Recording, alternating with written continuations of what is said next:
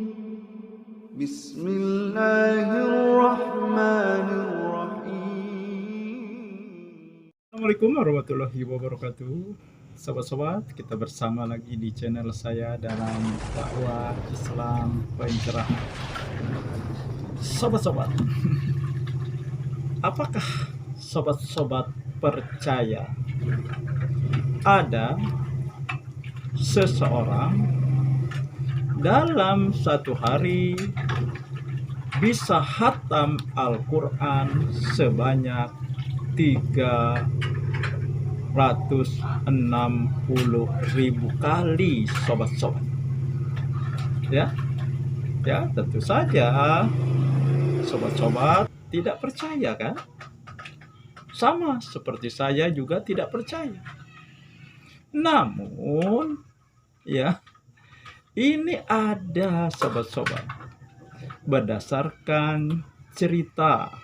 Mungkin cerita ini disampaikan secara berantai, secara turun-temurun. Ya, karena ya apa yang diceritakan ini adalah orang yang sudah berlalu, orang yang sudah tiada lagi. Artinya, kalau cerita ini sampai ke kita, berarti disampaikan secara turun-temurun, sobat-sobat. Baiklah sobat-sobat. Untuk lebih jelasnya, ya kita tonton dan kita simak ya penjelasan Gus Baha berikut ini, sobat-sobat.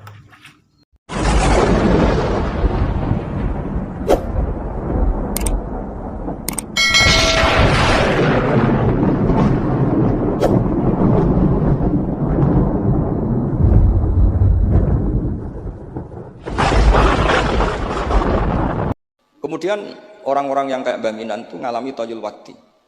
Gurunya Imam Sa'roni namanya Ali Al-Mursifi. Ini cerita tentang Sirajul Qori, saraipun Mandu Masatibi. Di antara keramatipun gurunya Imam Sa'roni, niku satu hari itu khatam 360.000. Satu hari. Sampeyan sembayang 360.000. Niku boten sampean takwil paling kulhu, pengganti Quran. Boten, ya memang dibaca. Sampai muridnya Imam Sa'roni itu tanya, takra'uhu bi harfin wa sautin, apa kamu baca dengan huruf juga ada suara jenengan? Naam. Kata beliau, maddawahi al-waqta. Ini Allah memanjangkan waktu untuk saya ikraman di Rasulihi Muhammad sallallahu alaihi wasallam.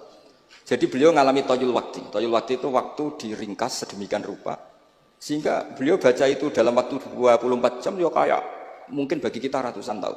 Namanya toyul wakti. Nah, kenapa itu bisa terjadi? Terus kata sarahnya Satibi tadi, Sirajul Qori, wa hadza amrun la tasa'ul uqul wa haduna minhu atasdik. Ini sesuatu yang mungkin nalar kita tidak sampai, tapi sudahlah kita percaya saja. Nah, kenapa kita percaya? Karena Quran itu kalamullah sing aslinya itu laisa fi harfin wala sautin. Tidak melibatkan suara, tidak melibatkan huruf. Itu yang kalamun azaliyun. Kemudian orang ini ditarik ke Lauh Mahfuz. Kemudian dia ngalami yang seperti itu. Dan itu bagi orang-orang dekat Allah sah saja. Kuntu sam'ahu alladhi yasma'u bihi wa basarahu seterusnya. Orang-orang yang dekat Allah itu ibaratnya mau melafadzkan apa saja itu sudah kayak mewakili itu.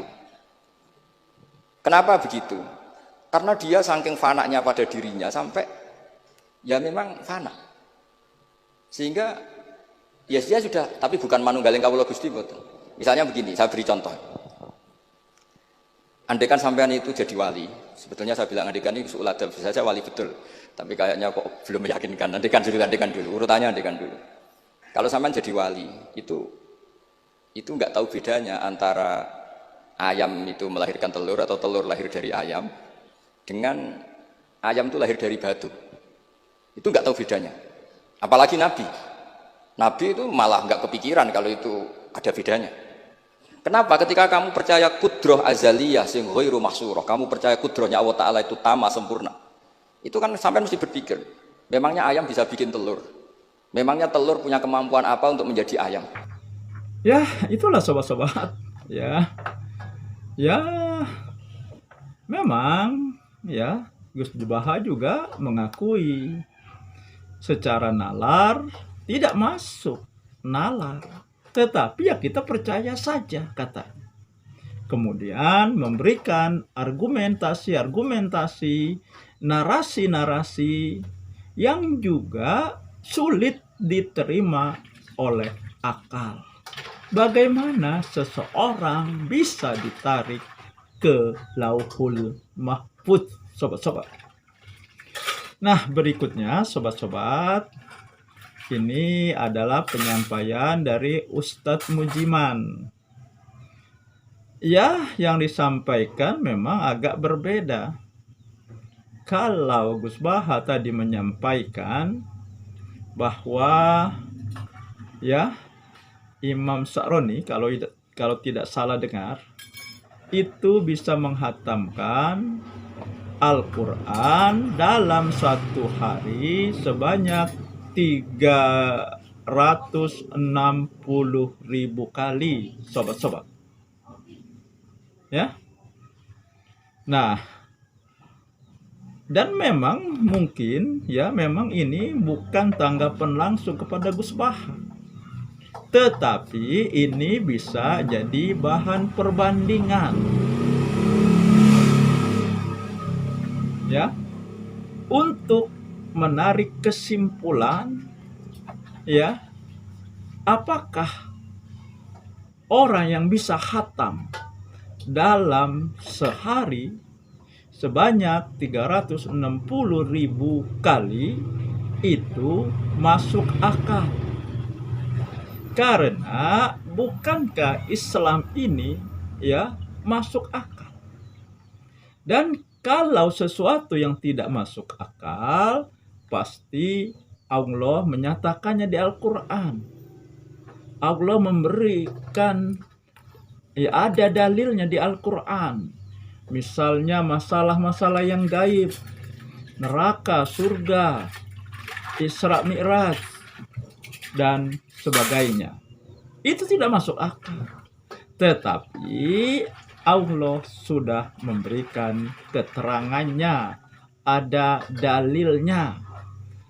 Tetapi seseorang yang dalam satu hari bisa khatam Al-Quran sebanyak 360.000 kali, ya, adakah dalilnya?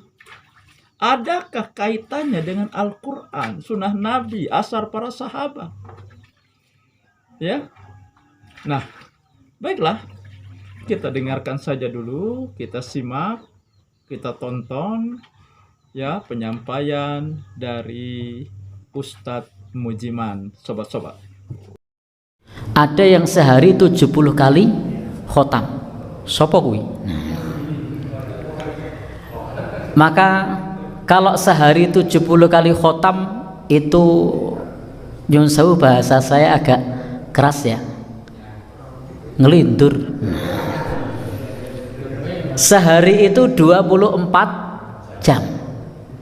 Kalau 70 kali atau 75 kali itu artinya 1 jam khotam 3 kali. Njuk piye carane? Ya. Kalau 1 jam itu khotam 3 kali, berarti setiap 20 menit khotam Al-Quran sekali. Berarti setiap menit khotam, Masya Allah. Ya. Itu namanya bukan khotam, itu mencukupi khotam 3 kali. Nah, kalau itu mungkin barang siapa yang membaca yang fadilahnya menyamai, itu bisa. Tapi kalau kemudian khotam, betul-betul khotam 70 kali dalam sehari, maka itu jelas tahayul. Itu jelas apa? Ngibul. Ya. Karena tidak mungkin. Tetapi kalau kemudian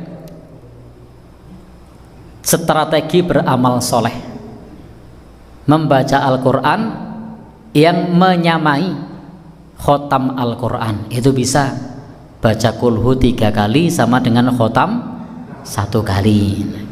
Dalam hal keutamaan itu mungkin Sehingga dia kalau biar mendapatkan 70 kali tinggal baca kulhu berapa kali?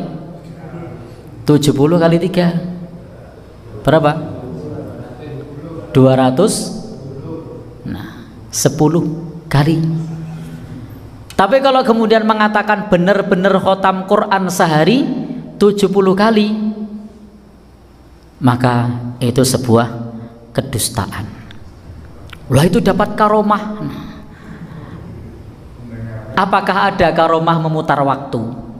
Karomah mesin waktu yang waktunya pendek jadi panjang. Baik, maka hendaknya kita tidak perlu disibukkan dengan pengakuan-pengakuan dusta. Nanti bukan memotivasi kita beramal soleh, tetapi malah justru timbul dzon-dzon atau persangkaan-persangkaan yang justru dapat merekatkan persaudaraan. Maka maaf, dapat meretakkan persaudaraan.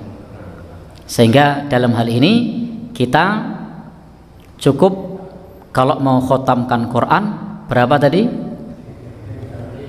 Nabi menjelaskan kepada kita iqra'hu fi kulli salas, untuk membaca maksimal 3 hari khotam.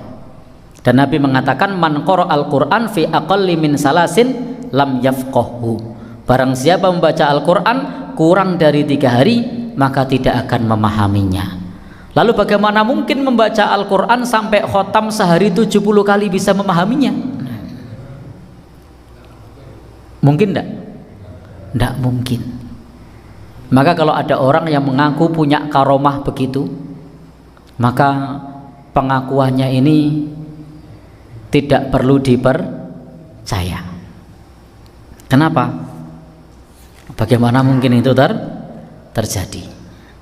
Kecuali kalau melakukannya dalam hal keutamaan. Baca kulhu 3 kali, keutamaannya setiap 1 kali kulhu itu 1/3. Kalau 3 kali sama dengan 1 kali khotam. Kalau biar dapat keutamaan 70 kali khotam, maka membacanya 210 kali. Nah, kalau itu tidak masalah. Tetapi kalau menyatakan khotam sehari berapa tadi? 70 kali, maka itu tidak perlu dipercaya. Maka sibukkan diri kita kepada sunnah-sunnah Nabi, bukan menyibukkan dengan cerita-cerita takhayul, dengan cerita-cerita khurafat. Karena hal tersebut melemahkan semangat kita. Jadi intinya amalkan sesuai sunnah Nabi. Nasihat beliau, la yafqahu man qara'al Qur'an fi aqalli min salasin. Orang yang membaca Al-Quran kurang dari 3 hari, maksudnya khotam Al-Quran kurang dari 3 hari, maka la yafqah, ia tidak dapat memahami isinya. Baik, Bapak Ibu, demikian untuk jawaban tadi yang mengaku apa tadi? Khotam Quran 70 kali sehari. Baik. Kalau ada buktinya saya percaya, Pak. Ono rekamane ngono to. Nah, apa ono videone gitu ya. Nah kan jelas. Ya, siapa yang akan percaya dengan cerita-cerita tanpa bukti? Ya, kalau dikaitkan dengan agama kita tanpa dalil, ya, kebenaran agama kita ini berdasarkan dalil, bukan berdasarkan cerita atau dongeng-dongeng semacam itu. Harus dikuatkan dengan dalil. Ya. Nah, bagaimana sobat-sobat? Nah, masih ada yang meyakini? Ya. Ya. Maka Allah juga kan selalu mengingatkan di ujung firman-Nya, afala yatafakkarun, apakah kamu tidak berpikir? Afala yaqilun, apakah kamu tidak berakal? Nah, maka mari kita gunakan akal kita. Ya, siapapun boleh berbicara. Tetapi ukuran kebenarannya harus dikembalikan kepada Al-Quran dan Sunnah Nabi. Kalau tidak ada ya di Al-Quran dan Sunnah Nabi, artinya ya kebenarannya dipertanyakan. Bukankah seperti itu, sobat-sobat? Ya, saya kira itu saja, sobat-sobat. Semoga ini menginspirasi dan mencerahkan. Nasrum minallahi wa fathun qarib. Wassalamualaikum warahmatullahi wabarakatuh.